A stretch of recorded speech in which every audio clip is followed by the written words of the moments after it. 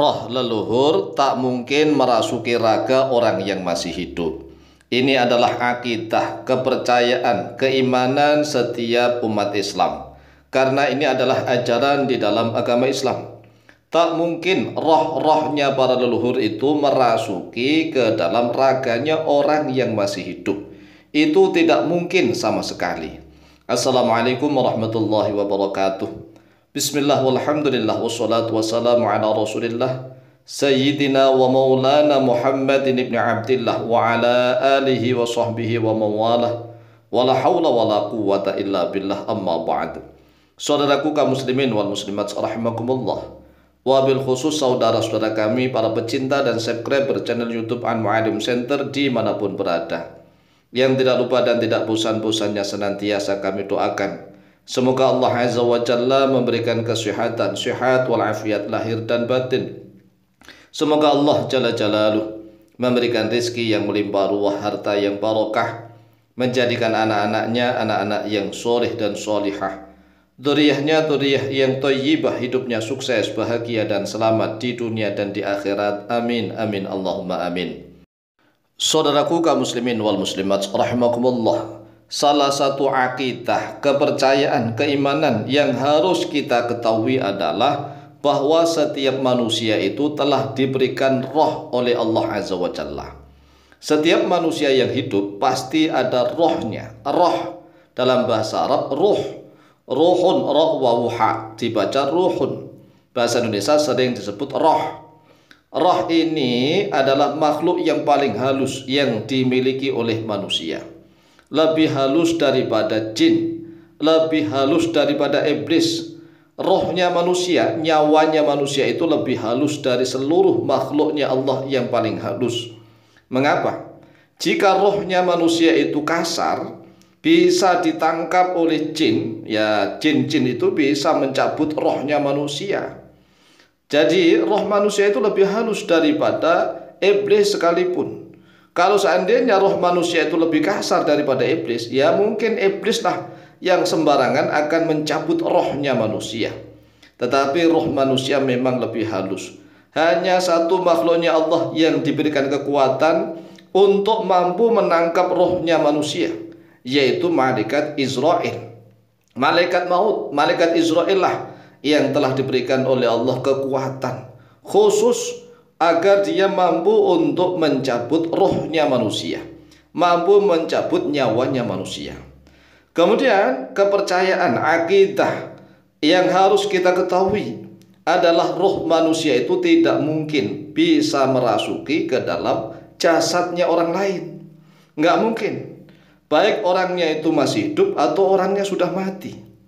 Karena di dalam manusia itu memiliki 3 komponen pokok.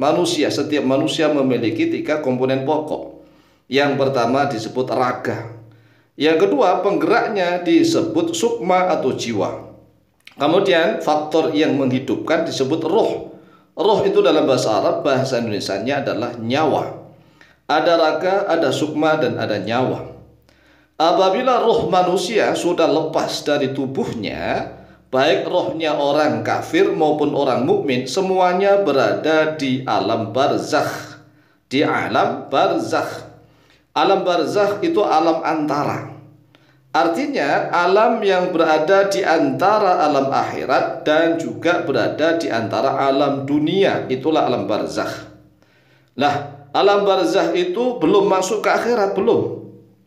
Alam barzakh itu sudah lepas dari duniawi, tetapi dia mampu melihat segala hal ikhwal yang ada di dunia ini.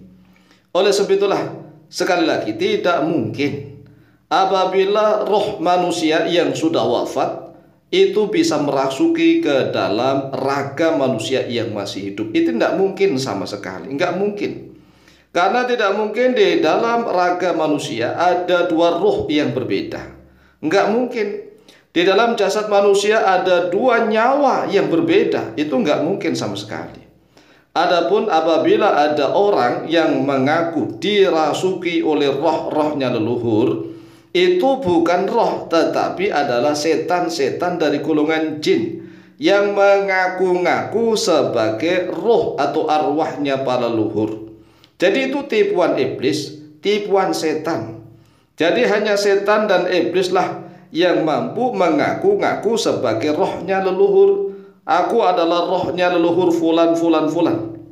Nah, kalau seandainya misalnya nih ada ustadz-ustadz yang dukun, kemudian dia menggunakan media manusia, digunakan sebagai alat agar dimasuki oleh rohnya leluhur, rohnya si fulan yang sudah ada di dalam alam kubur misalnya.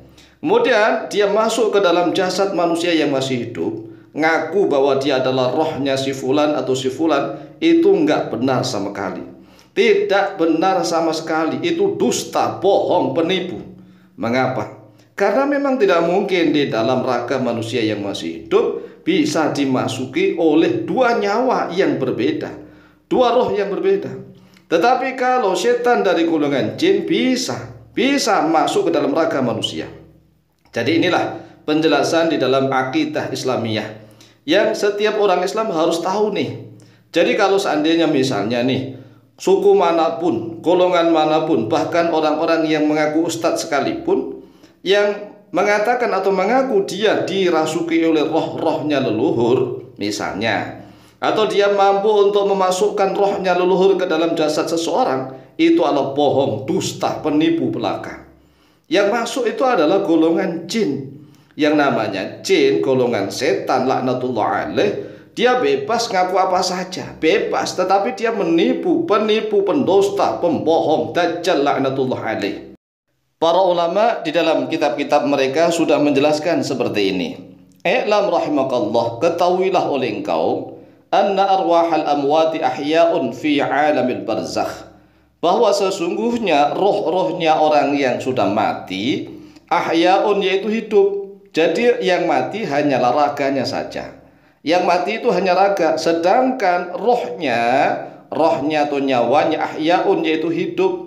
Fi alamil barzakh, di dalam alam barzakh.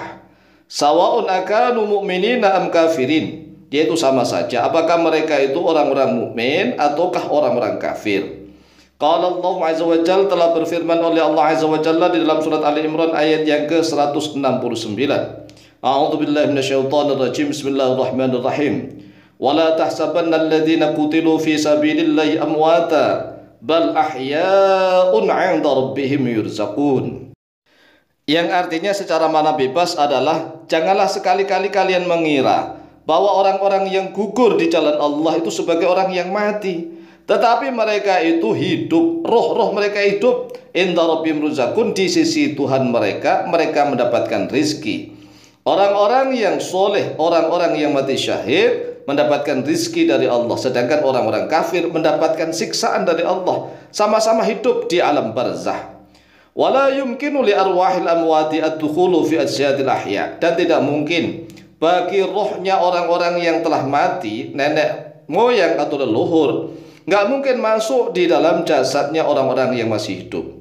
Lianna fi jasadil hayyi ruhan wa nafsan, karena sesungguhnya di dalam jasadnya orang hidup itu sudah ada roh dan ada raga, ada jiwa, ada sukma. Fala yumkinu an takuna ruhani fi jasadin wahidin, maka tidak mungkin adanya dua roh yang berbeda di dalam satu jasad. Walakin yumkinu li syayatini, akan tetapi mungkin bagi para setan-setan, minal jinni, daripada golongan jin, ayat khulu fi ajsadil insani, yaitu sekiranya masuk oleh mereka di dalam jasadnya manusia, wal hayawani, dan di dalam jasadnya hewan. Demikianlah jawaban kami, lebih kurangnya mohon maaf. Wallahu ta'ala a'lamu bishawab.